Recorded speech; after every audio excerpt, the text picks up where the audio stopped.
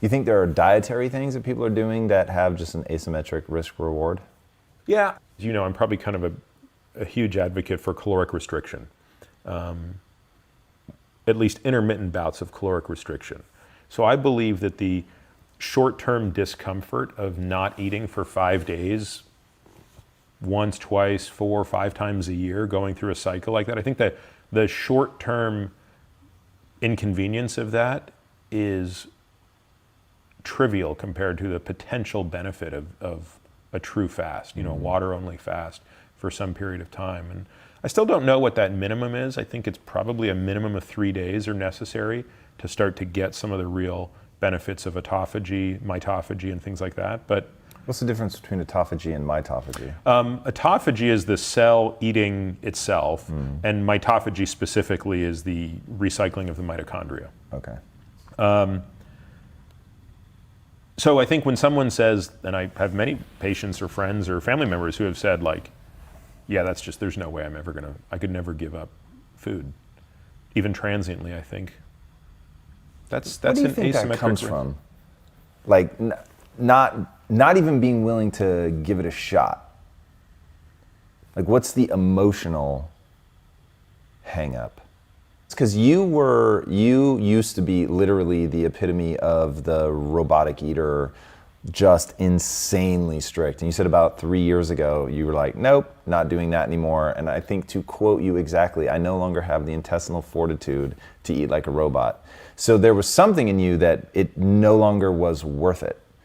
Yeah, that became much harder than what I do today, which is, so back then, I wasn't doing any time-restricted feeding. I wasn't doing any fasting. It was a pure form of dietary restriction. So my sort of mental model for nutrition is everybody is starting out on one side eating the standard American diet, abbreviated as SAD, which is an appropriate abbreviation.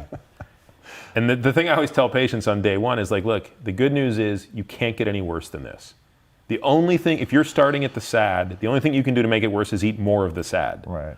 But it's like the standard American diet, and I don't believe this was deliberate, right? I don't think there's a conspiracy theory here, but just through a lot of bad luck, has arrived at the absolute worst combination of macronutrients you could possibly imagine. Like, you couldn't come up with a way to confuse someone's metabolism than to combine fats and carbohydrates in the ratios that they are combined in most of the foods that we would eat by default if we were left to our druthers.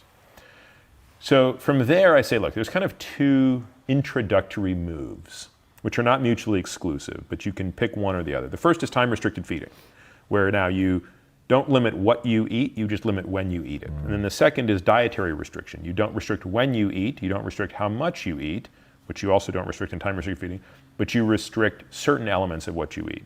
So for those 3 years that I was on a ketogenic diet, which is, I mean, probably one of the most demanding subsets of dietary restriction, you know, I'd pulled that lever as hard as it could be pulled. Then you move into diets that sort of mimic fasting, which is basically just another way of saying hypocaloric diets for transient periods of time. And then ultimately, even beyond that is fasting, just water only, also for limited periods of time. Nowhere in there do I include constant caloric restriction.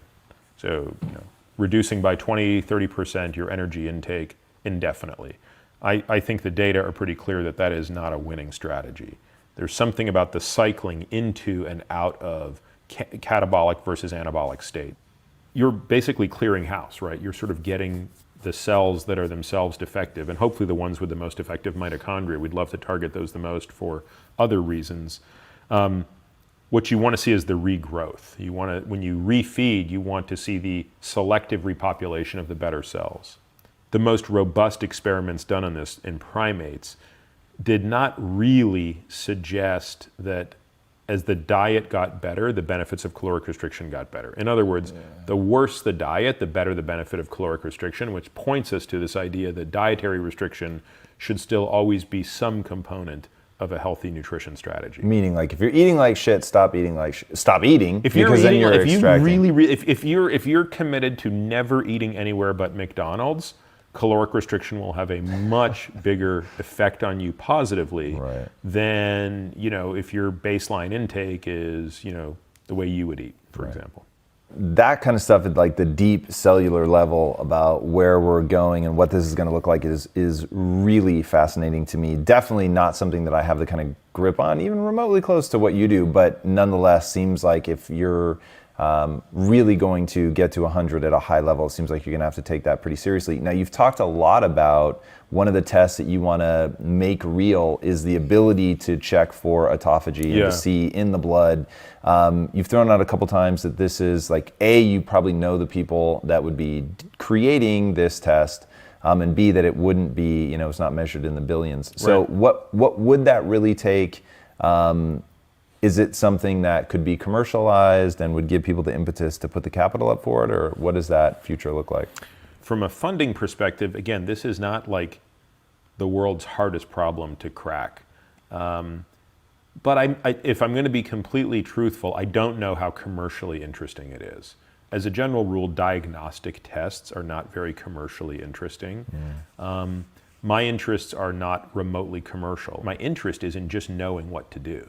It's like, I want this test to tell me exactly what the right fasting protocol needs to be. Should I be fasting 3 days a month, 7 days every 3 months, 14 days once a year? Like, I want to know that. And there's no amount of money that would make it worth, not knowing the answer to that question. Wow, that's a bold statement. Well, think about it. And I'm not to suggest that like money doesn't matter and money, you can't do great things with money. Like, I want money just as much as the next person, but never at the expense. Like, I don't want anything to get in the way of the knowledge that can drive living longer. Right. That to me is such a priority that I would rather be poor but know how to, live longer than have all the money in the world and lose my health. I totally get that. But I will say one thing I want to talk about is you said that you've said that you think that you eat dysfunctionally even if you don't have an eating disorder, which I actually thought was really interesting. And then you said that part of why you gave up the robotic eating was you were worried about how it was affecting your daughter's view of food. Talk about that, because I think certainly in the movement that we're all going through right now, there's a real risk of that. That if I had kids 5 years ago when I was like, I was shredded. I was so myopically focused on everything that went in my mouth, and I loved it about myself, and I would rave about how much discipline I had. So for sure, if I had kids, they would have been wildly influenced by how much pride I took in not eating. And so, I do worry what that would have done. I thought it was super sensitive of you to recognize that and change. Yeah, I mean, my brother actually was he brought this point to my attention first, but he said, be thoughtful about how you describe your own interactions with food.